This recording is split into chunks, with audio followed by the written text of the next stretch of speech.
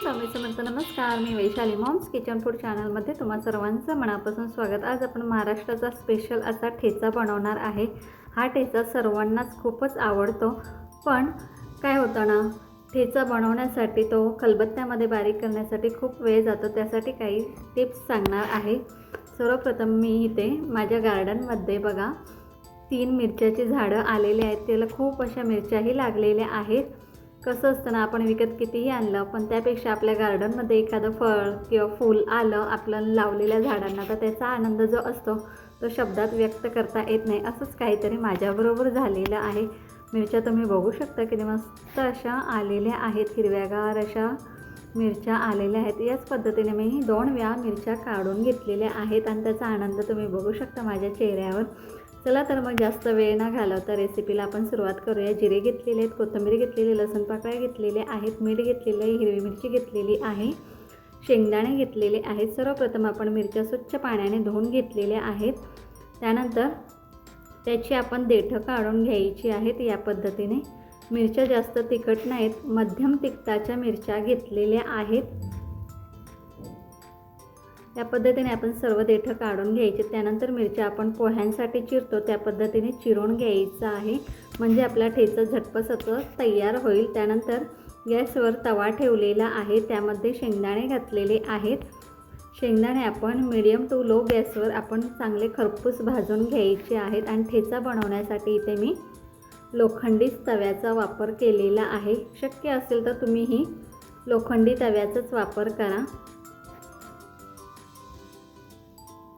मिरच्या चिरून घेतल्या म्हणजे आपला ठेचा झटपट बारीक होतो, मिक्सरचा वापर न करता, आणि वेळही कमी लागतो. आता आपला शेंगदाणे चांगले भाजल्या गेलेले आहेत, ते एका प्लेटमध्ये काढून घ्यायचे आहेत. पुन्हा त्याच तव्यामध्ये आपण मिरच्या घालून घ्यायच्या आहेत आणि चांगल्या डाग पडेपर्यंत मीडियम टू लो गॅसवर चांगल्या सतत मिक्स करत भाजून घ्यायच्या आहेत. व तुम्ही जर आपल्या चॅनलवर नवीन असाल तर प्लीज चॅनलला सबस्क्राईब करा, म्हणजे आपल्या नवीन नवीन रेसिपीचे नोटिफिकेशन तुम्हाला येतील. त्यानंतर आपण त्यामध्ये 2 चमचे तेल घालायचं आहे.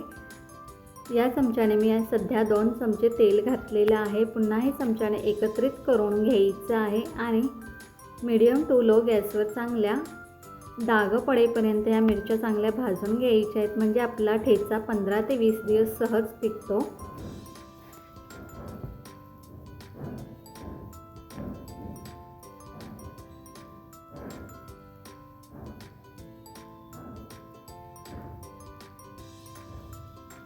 ठेचा हा असा प्रकार आहे की तो घरात जर केलेला असला तर ठेच्याबरोबर आपण अर्धी काय तर 1 भाकरीही जास्त खाऊ शकतो, असा हा ठेच्याचा प्रकार आहे.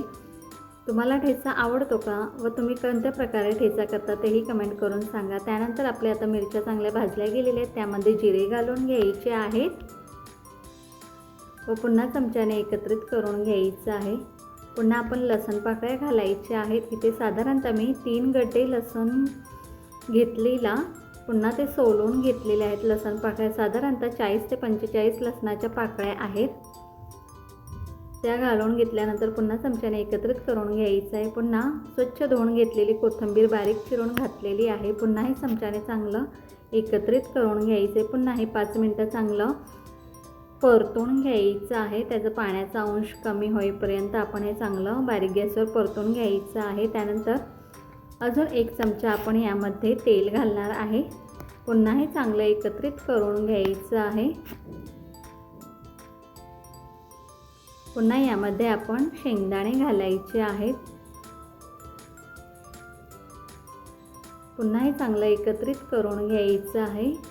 अगदी 2 ते 3 मिनटं हे चांगलं परतून घ्यायचं आहे, सर्व एकत्रित करून घ्यायचं आहे. त्यानंतर आता आपण गॅस बंद करायचा आहे आणि तवा खाली घ्यायचा आहे. तव्याखाली आपण कॉटनचं कापड घ्यायचं आहे. इथे मी टॉवेलची घडी करून घेतलेली आहे आणि त्याच्यावर तवा ठेवलेला आहे. तुम्हाला मी दाखवते. या पद्धतीने आपण सर्व साहित्य भाजून घ्यायचं आहे, बघू शकता.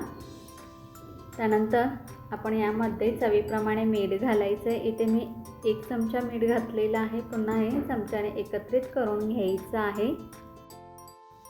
ना आपण खलबत्त्याच्या बत्त्याने हे चांगलं वाटून घ्यायचं आहे. या पद्धतीने मिक्सरमध्ये केला तर अगदी पेस्ट होते, म्हणून तुम्ही खलबत्त्यानेच हे बारीक वाटून घ्या, म्हणजे एक वेगळी अशी चव येते ठेच्याला आणि मस्त असं चविष्ट आपला ठेचा तयार होतो.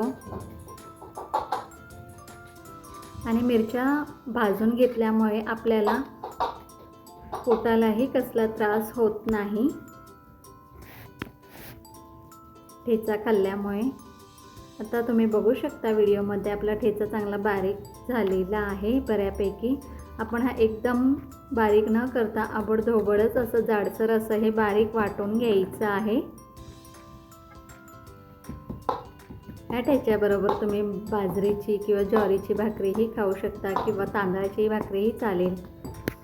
मस्त असा हा ठेचा तयार होतो.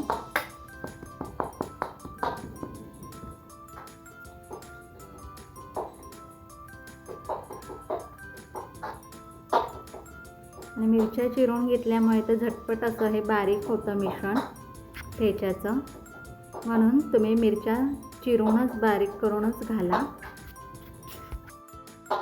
आता आपला ठेचा चांगला बारीक झालेला आहे. आता आपण या बत्त्याला लागलेला ठेचा चमच्याने काढून घ्यायचा आहे.